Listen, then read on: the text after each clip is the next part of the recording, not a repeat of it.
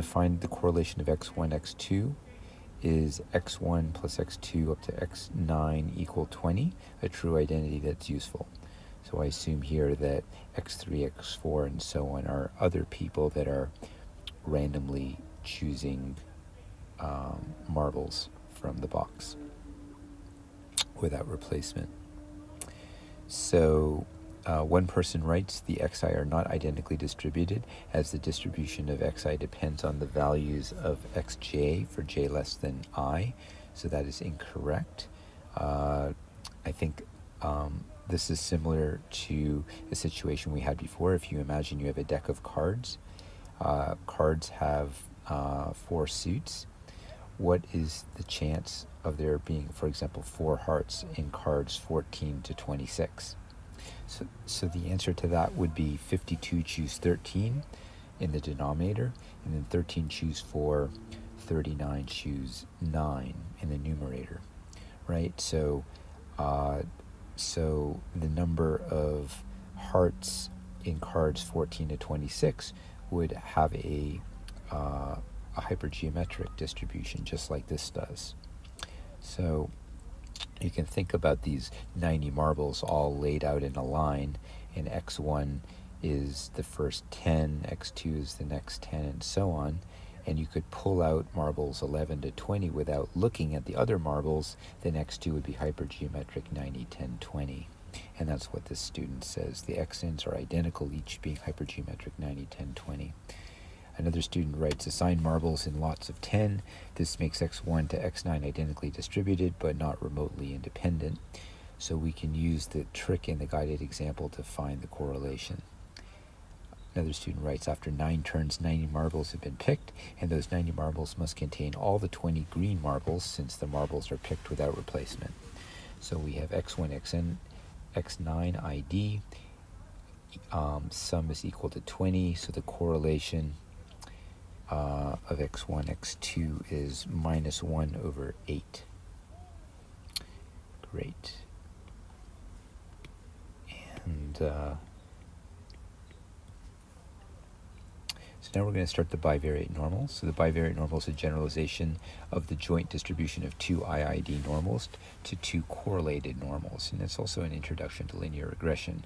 You can learn, for example, how to predict the final exam score from a midterm score. So to construct it, we start with 2 IID standard normals and a number between minus 1 and 1. Y is rho x plus square root of 1 minus rho squared z. And this is well defined because rho being between minus 1 and 1 means that the square root of 1 minus rho squared is a real number. So y is normal, being a linear combination of independent normals. And furthermore, it has expectation 0 and variance 1, as you can see here. So y is in fact standard normal 0, 1. So I asked you guys to find the correlation of xy, and this is rho. Wow. So it's just a straightforward calculation. You can calculate the covariance and see that the covariance is just rho, and of course the SD of x and y is 1.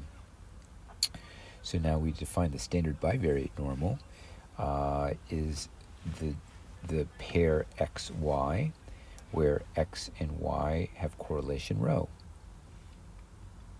And the picture is as shown here. So you have the distribution of x and y, standard normal, correlated so that the scatter plot that you would get isn't just symmetric, radially symmetric. It actually looks like a football. So I asked you guys to draw the graph of the averages.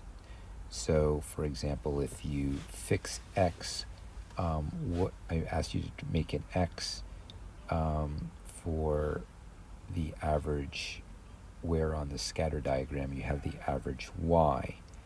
And so that's essentially the midpoint in the football along the blue line. So you do this for every point here, and that is called the regression line or the graph of averages. It essentially is the conditional expectation of y given x. So we have y is rho x plus square root of 1 minus rho squared z, and to find the regression line, that's just the expectation of y given x. We just drew it above, but from this calculation you can see that it is in fact rho x. So it is just the line with no intercept with slope rho. And to calculate this, just note that given x, rho x is a constant, so it pulls out of expectation. And given x, z is independent of x, so z given x is just z. So you can also find the conditional variance. So the conditional variance will distribute the distribute the conditional variance across each term in the sum, because the two terms in the sum are independent of one another. And so we get variance of rho x given x, but this is 0 because given x, rho x then is a constant, and the variance of a constant is 0. And variance of square root of 1 minus rho squared z given x, you can just pull out the square root 1 minus rho squared as squaring that. And then variance of z given x is just the variance of z, because x is independent of z and the variance of z is 1. So what we see is that y given x is normal rho x given 1 minus rho x 1 minus rho squared. And I've drawn a picture here of the conditional y given x, and so it's normally distributed. So we have here so essentially the variance is constant, so you can just draw these normal curves sort of sticking out of the page for every x that would be centered at your regression line. So the regression line is rho x1, here rho x2, and so on. And another way to think about this is that 68% of your data, you know, is within 1 SD of the mean, and so 68% of your data is in the purple region here, where the distance from the mean is square root of 1 minus rho squared. So the bivariate normal distribution, random variables u and v have bivariate normal distribution with parameters mu u, mu v, sigma squared u, sigma squared v, and rho, if and only if the standardized variables x and y has standard bivariate normal distribution with correlation rho. So we can write down what the regression line is. We can write down what the regression line is just by, we have y is rho x. If you write down what y and z are in terms of u and v and u, then we get the equation of the regression line. This is a line. You have a slope, which is sigma v over sigma mu times rho, and then you have a y-intercept, which, or I guess a v-intercept, which is, I call b here. So the regression line is what we've written right here. So this is the expectation of v given u, and the variance, the conditional variance, is well, given u is equivalent to given v, because you can always just standardize u to get, given u is equivalent to given x, because you can always standardize u to get x. And so v then is sigma v y plus mu v, and under variance constants die, so this just, we can pull out the constant sigma v as a square, so that gives me sigma squared v, and then the variance of y given x is 1 minus rho squared, so that gives the highlighted formula. And so it just means you have the same picture when you for the bivariate normal, it's just not yeah, so you have the same picture. It's just that the normal has a bigger variance. It has variance, it has variance 1 minus rho squared times sigma squared v. So for example, if you have test 1 is 60 and test 2 test 1 has average 60 and SD 20, and test 2 has average 60 and SD 20, and test 1 and test 2 are correlated by 0.6, you can find the regression line just by plugging in.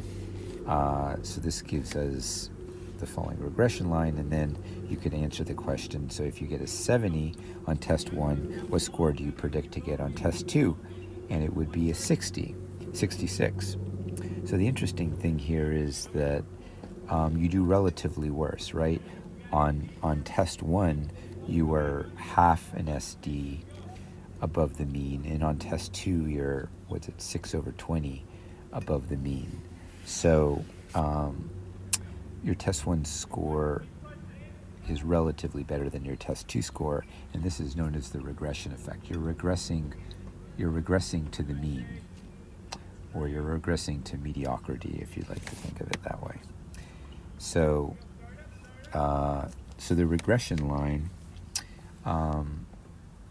can be compared with what I call the SD line, and this will illustrate this regression effect quite clearly. So the SD line is, I've written the equation for the SD line, and here's a picture of it. So the main point is that it goes through the point of averages here, mu sub u, mu sub v, and then if you go over 1 SD, then you go up 1 SD.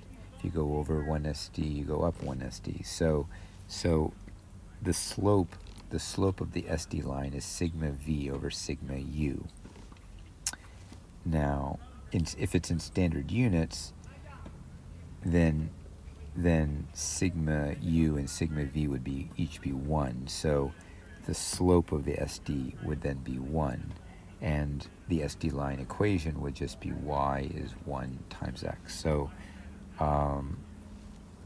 So the main thing is to notice that the SD line is steeper, always steeper than the regression line, which has slope rho in standard units, right? And rho is less than or equal to 1. So